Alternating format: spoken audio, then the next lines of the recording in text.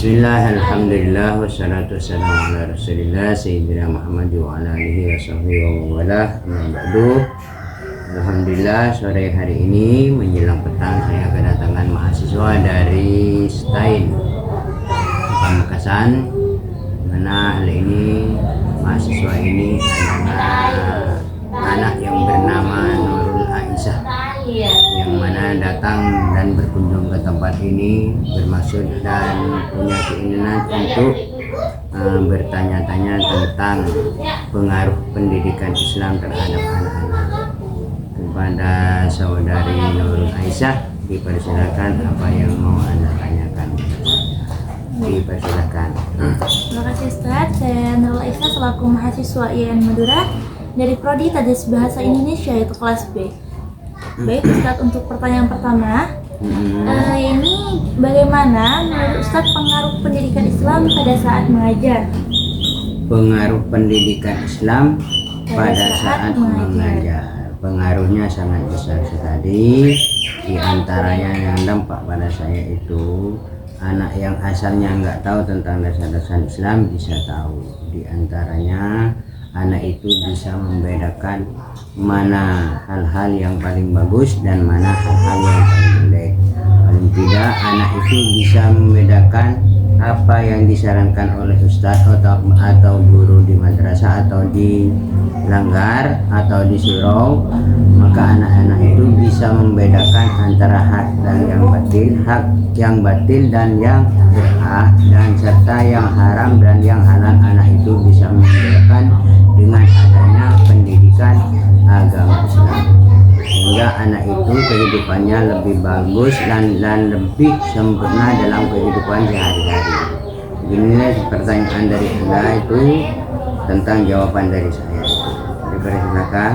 Kemudian Baik, secara umum bagaimana Ustadz sendiri menilai hasil belajar peserta didik dari segi pemahaman mereka tentang nilai-nilai Islam? Menurut saya tentang pendidikan Islam itu terhadap anak-anak, penilaian saya itu cukup bagus respon dari anak-anak tentang pendidikan Islam, sehingga anak-anak itu sangat tahu, sangat berbeda kehidupannya setiap harinya, dari hari pertama dan yang kedua sangat berbeda.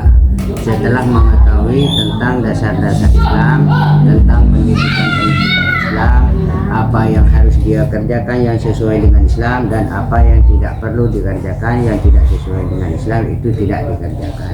Itulah dari sebagian dari sekilas dari penilaian saya. Terima kasih.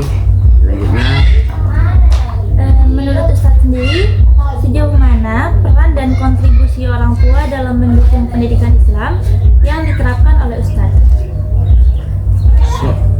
menurut pandangan saya tentang motivasi atau dukungan dari orang tua terhadap pendidikan Islam yang kami ajarkan di madrasah atau lembaga sangat antusias sekali. Di antaranya mendukungnya sangat besar sekali terhadap pendidikan Islam yang diajarkan dari lembaga, yang diajarkan oleh ustadz-ustadz atau guru-guru di madrasah. Karena apa? Karena anak itu sebelumnya pekerjaannya anak-anak itu, tingkah lakunya anak-anak itu sangat berubah drastis dibanding hari-hari sebelumnya setelah diberi pelajaran tentang apa kemanfaatannya tentang pendidikan Islam di lembaga. Maka anak-anak itu lebih baik dan lebih bagus kehidupannya sehari-hari, tambah lebih bagus setiap harinya, tambah lebih bagus. Demikian hanya sekilas dari jawaban saya yang saya tahu dan saya menilai tentang kehidupan anak-anak setiap harinya. Lalu Ustaz, apa saja metode pengajaran Islam yang digunakan beliau untuk mempengaruhi peserta didik atau untuk memotivasi peserta didik? Metode yang saya gunakan dari bidang keagamaan, dari bidang ilmu fikih, diantaranya adalah praktek. Lebih banyak praktek daripada materi. Di antaranya di lembaga kami ada pendidikan yang namanya ubudiyah. Ubudiyah adalah memperbaiki cara beribadah anak setiap harinya, di antaranya sholat. Maka sholat itu adalah pendidikan yang sangat penting untuk anak-anak didik, sehingga diadakan pelajaran atau kegiatan yang namanya ubudiyah, pendidikan ubudiyah yang mempraktikkan kegiatan ibadah yang harus dikerjakan anak-anak setiap hari dan setiap malamnya, di antara sholat. Sholat adalah sesuatu yang kewajiban yang mutlak untuk anak-anak, sehingga harus diperbaiki cara mengerjakan sholatnya, sehingga cara mengerjakan sholatnya, cara wudhunya, cara membersihkannya badannya, cara mencucikan haid dan lain-lainnya, sehingga diadakan pelajaran ubudiyah itu, praktik ubudiyah itu untuk anak-anak, agar supaya ibadahnya setiap hari dan setiap malamnya itu lebih bagus. Setelah diadakan pelajaran itu, ternyata kehidupan anak atau cara praktek anak belajar ibadahnya itu, cara mengerjakannya lebih bagus dan lebih baik setiap hari. Baik, apa dampak positif yang Ustaz lihat pada peserta didik setelah menerima pendidikan Islam dari beliau atau mungkin Ustaz yang lain? Dampak positifnya yang terlihat pada peserta didik setelah menerima pendidikan Islam dari Ustaz atau guru-guru dari saya atau guru-guru yang lain, dampak positifnya adalah besar sekali.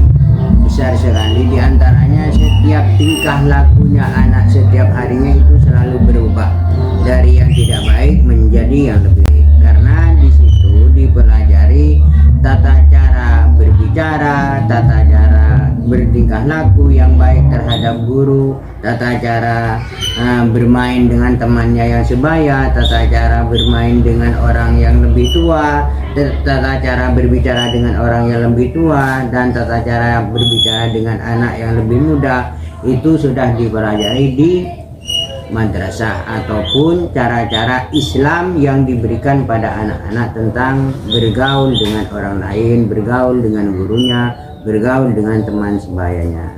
Itu sudah diberi pelajaran khusus bagaimana akhlak yang bagus berbicara dengan orang. Begitu ya. Selanjutnya, bagaimana cara untuk Ustaz memotivasi peserta didik untuk menerapkan ajaran Islam dalam kehidupan sehari-hari? Bagaimana motivasi peserta didik untuk menerapkan ajaran Islam dalam kehidupan sehari-hari? Maka yang namanya guru ataupun ustaz itu untuk memberi motivasi yang baik pada anak-anak adalah guru dan ustaz itu atau ustaz itu memberi jalan yang terbaik, artinya memberi contoh yang terbaik. Ini contohnya kehidupan sehari-hari yang paling baik, cara mengerjakan ibadah begini caranya. Artinya guru itu memberi contoh atau memberi motivasi yang lebih baik pada anak-anak agar semua anak-anak itu meniru tingkah laku ustaz setiap